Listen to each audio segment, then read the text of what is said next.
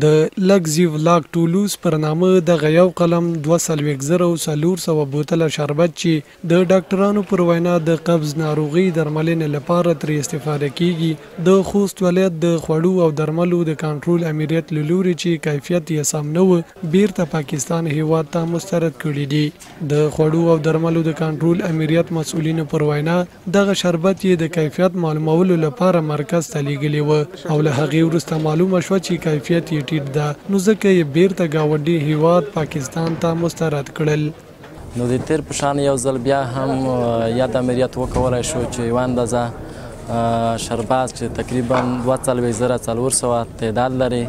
موږ د دغه سمپل د کیفیت تثبیت په موخه مرکز ته لیږلی وه نتیجه یې مرکز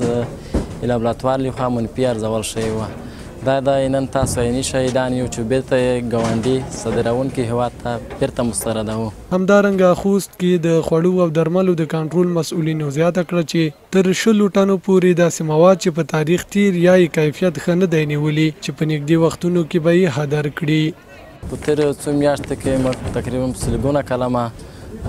داسې بې کیفیته مواد چې ریزلټ یې